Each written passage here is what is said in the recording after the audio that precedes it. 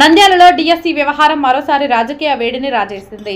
DSC 2025 నియామకాల్లో merit list ఎందుకు విడుదల చేయలేదంటూ విద్యాశాఖ మంత్రి నారా లోకేష్ ను నంద్యాల మాజీ ఎమ్మెల్యే శిల్పా రవిచంద్ర కిషోర్ రెడ్డి సూటిగా ప్రశ్నించారు. డిఎస్సి నియామకాల్లో పారదర్శకత లేదని ఆరోపిస్తూ వైఎస్ఆర్సీపీ ఆధ్వర్యంలో నంద్యాలలో భారీ నిరసన ర్యాలీ నిర్వహించారు. వైఎస్ఆర్సీపీ అధినేత వైఎస్ జగన్మోహన్ రెడ్డి పిలుపు మేరకు చేపట్టిన ఈ ర్యాలీలో మాజీ ఎమ్మెల్యే శిల్పా రవిచంద్ర కిషోర్ రెడ్డితో పాటు మాజీ ఎంపీ పోచా బ్రహ్మానందరెడ్డి, వైసీపీ నాయకులు, యువజన విభాగం నేతలు, డిఎస్సి అభ్యర్థులు, కార్యకర్తలు పెద్ద సంఖ్యలో పాల్గొన్నారు. శిల్పా రవి నివాసం నుంచి ప్రారంభమైన ర్యాలీ శ్రీనివాస సెంటర్లోని డాక్టర్ వైఎస్ఆర్ విగ్రహం వరకు కొనసాగింది. అనంతరం వైఎస్ఆర్ విగ్రహానికి పూలమాలలు వేసి నివాళులర్పించారు. ఈ సందర్భంగా శిల్పా రవి తీవ్ర స్థాయిలో ప్రభుత్వాన్ని టార్గెట్ చేశారు. డిఎస్సి నియామకాల్లో పారదర్శకత ఉంటే మెరిట్ లిస్టు విడుదల చేయడానికి ప్రభుత్వం ఎందుకు వెనకడుగు వేస్తుందని ప్రశ్నించారు. స్పోర్ట్స్ కోటాలో ఏ ప్రాతిపదికన ఏ మెరిట్ ఆధారంగా ఉద్యోగాలు కేటాయించారో ప్రభుత్వం ప్రజలకు స్పష్టంగా చెప్పాలని డిమాండ్ చేశారు. కష్టపడి ఉద్యోగాలు సాధించిన అభ్యర్థులను తాము తప్పుపట్టడం లేదని, అయితే నియామక ప్రక్రియపై అనుమానాలు నివృత్తి చేయాల్సిన బాధ్యత ప్రభుత్వానిదేనని అన్నారు. డిఎస్సి వ్యవహారానికి బాధ్యత వహిస్తూ విద్యాశాఖ మంత్రి నారా లోకేష్ తక్షణమే రాజీనామా చేయాలని డిమాండ్ చేశారు. ఇక నిరుద్యోగుల సమస్యలతో పాటు రైతుల సమస్యలపైన శిల్పా రవి ప్రభుత్వంపై విమర్శలు గుప్పించారు. శ్రీశైలం ప్రాజెక్టులో నీరు పుష్కలంగా ఉన్నప్పటికీ రాయలసీమ రైతులకు సాగు అందించడంలో ప్రభుత్వం నిర్లక్ష్యం చేస్తుందని ఆరోపించారు. రాయలసీమ ప్రాజెక్టులకు నీటిని ఎప్పుడు విడుదల చేస్తారో ప్రభుత్వం స్పష్టం చేయాలని, రాయలసీమ లిఫ్ట్ ఇరిగేషన్ ప్రాజెక్టును త్వరితగతిన పూర్తి చేసి సీమ రైతాంగాన్ని ఆదుకోవాలని డిమాండ్ చేశారు.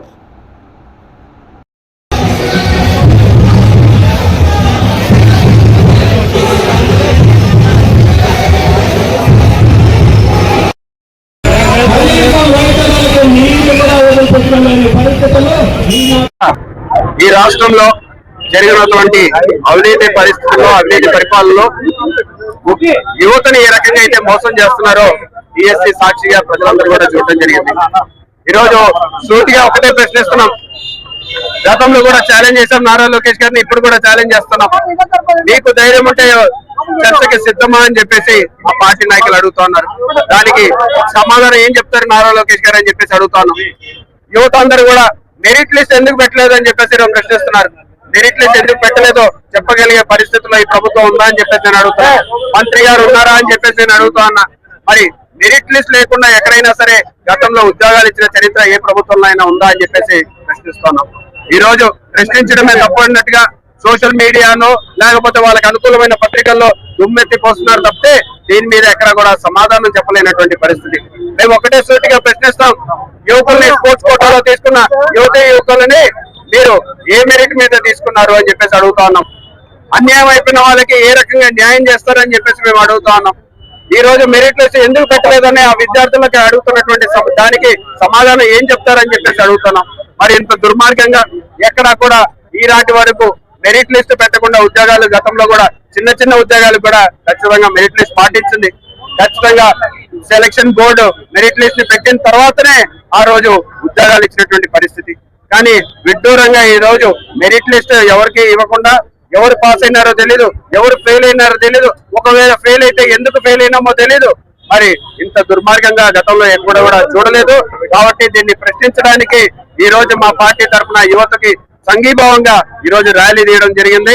మరి యువత అంతా కూడా తలుచుకుంటే ఏం జరుగుతుందో నారా లోకేష్ గారు చూశారు, తెలుగుదేశం ప్రభుత్వం చూసింది. ఇప్పటికైనా ఆలస్యం కాలేదు. ఎవరైతే అన్యాయం అయిపోయినటువంటి విద్యార్థులు ఉన్నారో వాళ్ళకి న్యాయం చేయమని చెప్పేసి కోరుతున్నాం.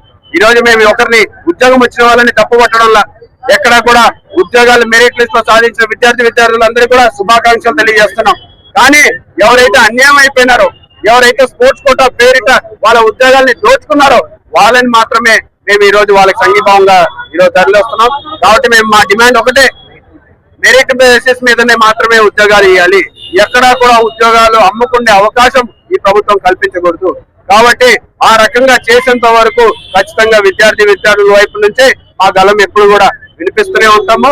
ఇవే కాకుండా ఖచ్చితంగా ఈ ప్రభుత్వం చేసినటువంటి తప్పిదాల మీద ప్రశ్నిస్తూనే ఉంటాము. మీరు ఎన్ని అడ్డంకులు విధించినా సరే ఆ అడ్డంకులన్నీ దాటుకొని వచ్చాయినా సరే ప్రజలు ఏదైతే అనుకుంటున్నారో, ప్రజల మనసుల్లో ఏదైతే ఉందో దాన్ని ప్రశ్నించేంత వరకు, దాన్ని మిమ్మల్ని అడిగేంత వరకు మాత్రం ఆ పోరాటం ఆగదని చెప్పేసి కూడా తెలియజేసుకుంటాం.